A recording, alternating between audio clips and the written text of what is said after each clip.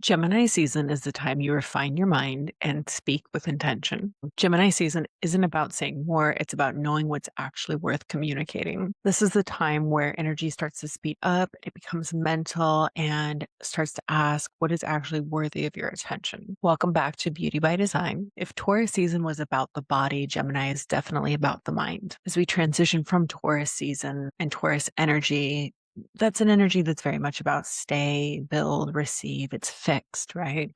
Gemini is mutable and it's about moving, learning, and expressing. This is where everything becomes active again. Your thoughts, your communication, your connections, your speed. Spoiler alert, it is time to pick up the pace. The energy of this sign, well, it's mutable air. It's the twins, it's duality, it's very flexible. I always like to think of mutable signs, myself being one as a Pisces. It's adaptogenic energy, right? It's quick, curious, perceptive, constantly in motion. I always describe it as like champagne bubbles. It's very light, effervescent, but it's also very easy to lose hold of. It's very curious. This is a curiosity energy. It's all about communication, the desire to learn, to connect, to share ideas, like a little butterfly flitting around. But the shadow of Gemini energy is overstimulation. So back to those twins, right? Are two heads really better than one? Too much external input, too many thoughts, too much noise, not enough focused direction. The sign is ruled by Mercury, which is the messenger of the gods. And Mercury rules the mind, communication, travel, technology. So right now we're taking in more than we usually would. If we're already living in an era of information overload, like this season is going to be extra. And our nervous systems are processing all of it. Gemini is associated with the third house in astrology, which is the mental plane, communication, and your immediate environment. And this time really isn't about more surface information, right? Again, information overload. It's about better discernment. We want to be refining what we listen to, what we engage with, what we respond to, and how we allow that to shape our state of being. Because not everyone nor everything deserves your attention. We want to be very mindful about what we consume, not just food, but media, relationships, all of that. Anything that you are taking in, be mindful. So we're going to go back and reference the cards. So our visual aid, the Beauty by Design Intuitive Beauty Oracle deck, is now available for pre-sale at littlefox.miami. So you can get the cards on their own, or you can get the cards in a Intuitive Beauty Ritual box set. This is a collection that I curated for Little Fox, and it includes the cards, obviously, but also one of each single-use bath soaks, 4 in all, a 50 ml bitter orange mist, a 15 ml blue lagoon mask, a 15 ml Koopa Cool Hydra Jelly Balm, and then your choice of one of the 20 ml luxury essential oil blends from the Portals collection. So we're going to use our beautiful visual aids and walk through the energy of Gemini season. So as we bridge from Taurus to Gemini, we begin with gate 8, beginning where Taurus left off throughout Gemini season. The sun moves through these following gates. So 8, where we have expression, contribution, and style, but now this is about focusing on communication. What are you actually sharing? Not everything you think needs to be said. This is about refined expression, putting your best 2 cents in. And then we move into gate 20. 20 is all about now. This is presence, awareness in real time. This energy doesn't wait, it responds instantly. Insight comes fast. You might notice things landing quickly right now. Realizations, clarity, sudden knowing. It doesn't always feel calm. Sometimes it can feel like a spike in the system, but it's just instant being, instant awareness. And oftentimes with 20, it happens before you can even explain it. The mouth is just open and talking. And then we move on to 16. 16 is about refinement, practice, repetition over and over and over. The shadow of 16 is thinking that you need more skills, more information, more stimulation, more input. But the truth is you don't need more. You need to deepen and master what you already have. Not everything needs to be new. It needs to be practiced. It needs to be perfected. 16 is about mastery. So this is a beautiful time period to really focus on honing your skills. Then we move into 35, which is all about experience. This is movement, desire for change, desire for something different. This is where Gemini can get restless, seeking more stimulation to match that stimulation already happening. It's where impulsivity can show up, very been there, done that mentality. But the beauty is allowing experience without needing it to shape where you are And then just sharing the experience for the betterment of everyone. So more like been there, done that, got the t-shirt, and here's what I learned. Here's how it could help you. And then we move to 45. This is leadership and speaking on behalf of your people. It's not forced. It's very much about what you claim, what you say, and stand behind. Your words carry weight at this time. And then we move on to 12. This is where communication becomes intentional. It's emotional intelligence, timing, not what you say, but how you say it. This is so important with 12. It's very much about your vibration, your tone, your sound current, right? Not everything needs to be said immediately. Not everything needs to be shared. The power with this is restraint. Your communication will hit so much harder when you are mindful about the timing,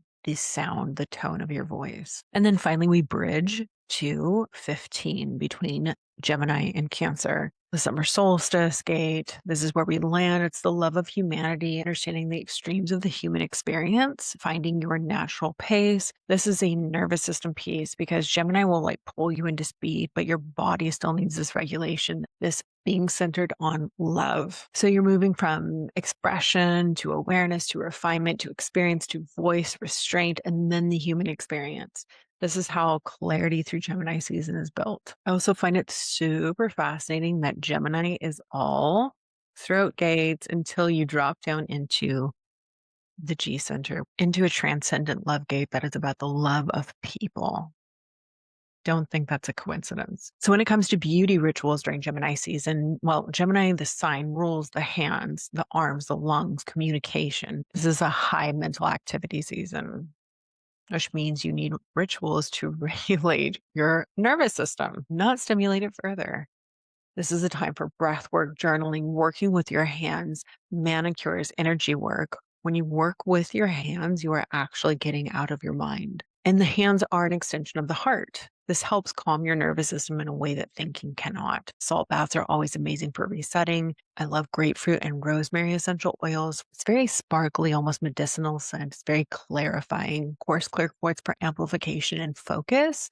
Back to this being like so many throat gates, right? Blue stones until we get to the end.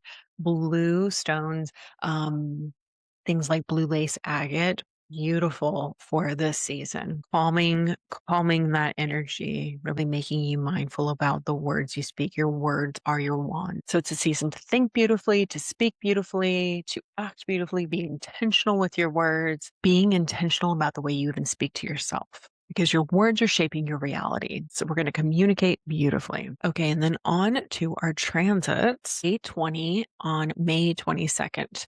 The planet Uranus, which is about radical change and upheaval, is directly in the sunbeams. So very powerful day, May 22nd, sudden clarity, awareness that lands instantly. This is insight, not instability, but just be ready. Be in the now on the 22nd. Sagittarius full moon in gate 9 on May 3rd. This is about focus. This is the second full moon in the month. This is the blue moon. Where are you scattering your energy? What actually matters? This is an energy that can be tied to attention deficit. And you see that it is a sacral energy. So it's like really when you focus your attention on the tiny things, it's the classic where your attention goes, energy flows.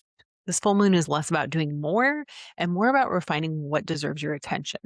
Gate 9 is concentration, precision, devotion to the small things that create long-term results. So like the little 1% improvements every single day. So we'll read from the guidebook on 9 for our beauty rituals for this blue full moon. This energy arrives to sharpen your attention. It asks you to choose what matters, narrow your field, and put your intention where it counts instead of chasing everything at once, because it's a very shiny object syndrome energy. You're invited to make one small movement in the direction of your goals. This is the power of a micro shift, the tiny adjustment, the small but consistent act that changes absolutely everything over time.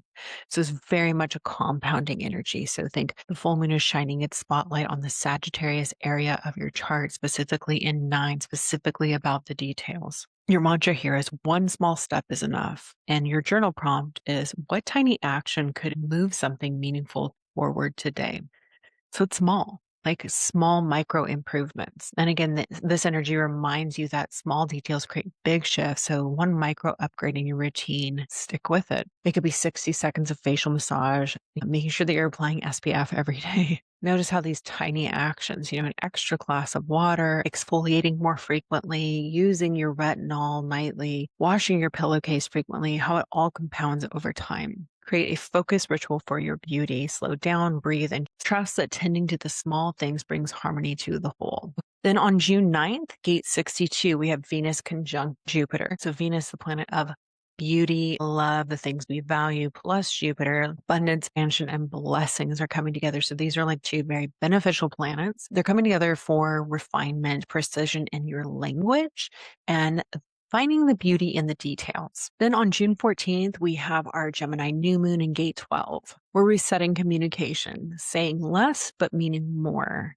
12 carries this emotional discernment. Not everything needs to be shared the moment that it's felt. This new moon is asking for restraint, refinement, and a clearer signal over just making noise for the sake of it. Beauty-wise, you can think less consumption, more curation, quiet luxury energy, fewer products, but better formulas, less performing, more presence. And turning to 12 in the guidebook, your voice can move people not because of volume, but because of intentional expression. This essence teaches you that not everything needs to be spoken in every moment. Some things need the right mood, the right setting, the right inner alignment to land with the impact they deserve. You might feel a deep pull to share your ideas, stories, feelings, or art, yet also feel cautious. This isn't insecurity, it's wisdom. This is the flavor of someone who knows that words, timing, and tone carry meaning that the mind alone can't decode. So here, your mantra: my words flow when I am ready, and your journal prompt: where am I forcing expression instead of waiting for my natural timing? So again, Gemini new moon, we're planting seeds as a fresh start. Maybe it's a fresh start with your communication skills. Beauty and self-care practices. Beauty is a mood you create rather than a task you perform. A getting ready playlist sets the emotional tone for your day. Vocal beauty rituals, humming, gentle toning, warm herbal tea to soothe your throat and support your expressive center. And really importantly, go quiet when you're not in the mood, when you're not in the space to share.